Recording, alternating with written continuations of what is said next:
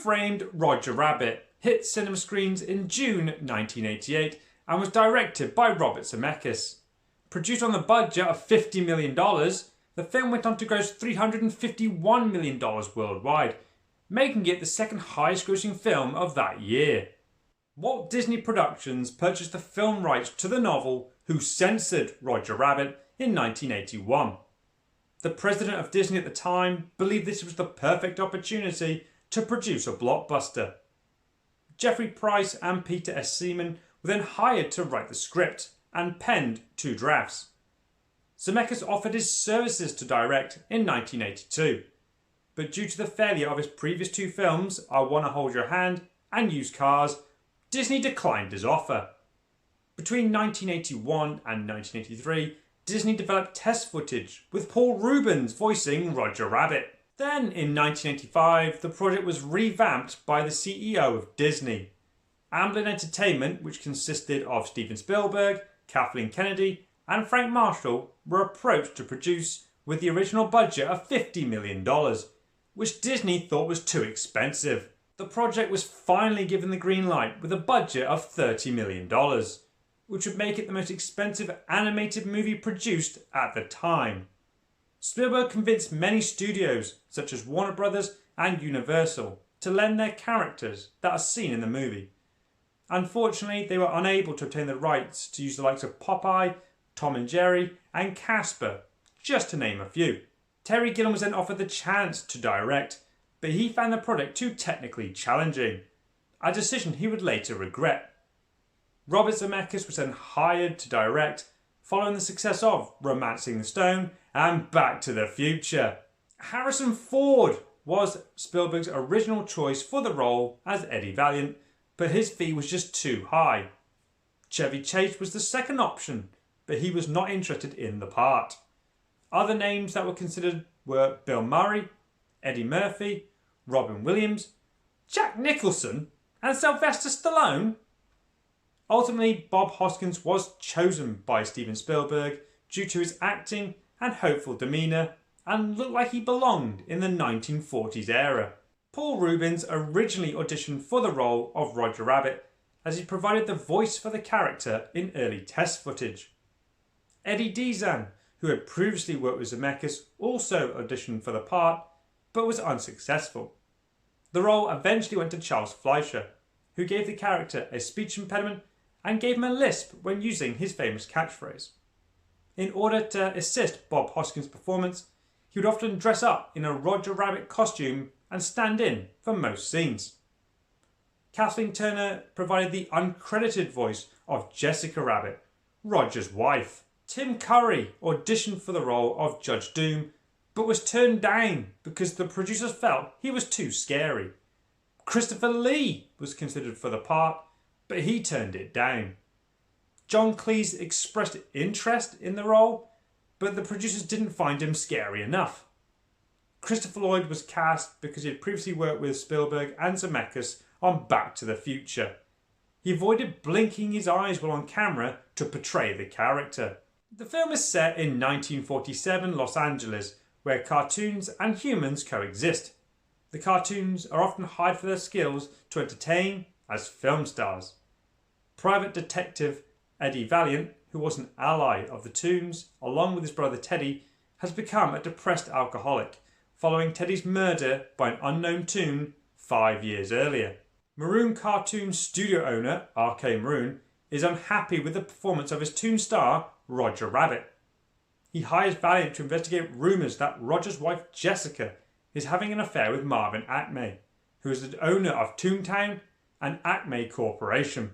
After watching Jessica perform at the Ink and Paint Club, Valiant secretly photographs her and Acme playing patty cake. When Roger sees the photographs, he becomes distraught, but he refuses to believe that Jessica is unfaithful and flees. Well, at least she took it well. The next morning, Acme is found murdered, and all evidence points to Roger as a suspect. Eddie then meets Judge Doom, the sinister judge of Toontown. Doom plans to execute Roger Rabbit using the dip, a chemical concoction that destroys all tombs. Upon returning to his office, Valiant finds Roger waiting for him. He insists that he's been set up, and Valiant reluctantly agrees to help him after discovering evidence of Acme's will. With Judge Doom and his minions, the Tomb Patrol, chasing down Valiant and Roger, can the pair discover the evidence they need to clear Roger's name. Since cartoons went to color, but I still got it, Eddie. Boop boop be doo. ILM had already used CGI in a few films up to that point, such as The Stained Glass Knight in the young Sherlock Holmes. However, the computers were not powerful enough to make a complicated film like Who Framed Roger Rabbit, so all the animation in the film was done by cell and optical composition. The animators would receive the black and white printouts of the action scenes and then placed animation paper on top. The artist then drew the animated characters in relationship to the live action footage. But due to Zemeckis' dynamic camera moves, the animators faced a challenge to ensure that the characters weren't slipping and sliding all over the screen. Alan Silvestri once again collaborates with Robert Zemeckis following Romancing Stone and Back to the Future and composes the score. The music does have that 1940s feel to it and does include jazz and classical music throughout. Now, some have said this is one of Alan Silvestri's best scores, and I do agree, it is a great score, but if I heard it without the film, I'm not sure I'd recognise it. The first time I watched Who Framed Roger Rabbit, I was about 11, 12 years old, and I've recently watched the film for the first time in 24 years. And I've asked myself, how the hell did I forget about this movie? The mixture of live action and animated cartoons is great. The animation is starting to show its age a bit now, but to me that's part of the film's charm. I grew up with the repeats of Looney Tunes, Tom and Jerry, and other similar cartoons that were animated in that way. So to me, it still works. However, for newer audiences who are discovering this film for the first time, they might have an issue with the animation style. The film marks the first and only time to date where the likes of Mickey Mouse, Bugs Bunny, along with Donald and Daffy Duck, have officially appeared on screen together. The world building is done really well. There are so many cartoons in Toontown, it's really hard to pick them all out. The contrast between the real world and Toontown is very good. Toontown is full of colour and wonder and all these characters, and the real world is bleak and run down. It's great cinematography by Dean Cundy. All the cast are amazing and give great performances. Bob Hoskins delivers an excellent performance as Eddie Valiant, who is this depressed, alcoholic private detective who has lost his humour and positive attitude on life after his brother's murder by a tomb. You can clearly see he's struggling to move on with his life without his brother and can come across as this mean, grumpy individual. But thanks to a crazy rabbit, he begins to find his humour and happiness once again. Christopher Lloyd as Judge Doom delivers an equally great performance. Right from the start when we see this character, we know this is the bad guy, with his attire of a black coat, hat and walking stick, and the plot twist regarding his character is pulled off very well. My only issue with the character is lack of development. Why does he hate tombs? Why did he become an evil person? There are some questions regarding the character that are just never answered. I know this is a minor nitpick. Charles Fleischer gives Roger Rabbit a lot of emotion just through his voice. You can tell when the character is excited or scared. But he does provide some of the best comedy and heart to the film. Please, don't mind me. Kathleen Turner provides the voice of Jessica Rabbit. Turner wanted to be uncredited for the role. Jessica is Roger's wife, and you can tell she cares for her husband deeply when she tells Valiant she will pay any price. The character is renowned for being one of the best known sex symbols in animation, and it's not hard to see why. I'm not bad, I'm just drawn that way. I find the weasels of the Tomb Patrol entertaining and fun. They always try and act hard for Judge Doom, but they always laugh at each other when something happens to one of them. These guys are going to laugh themselves to death.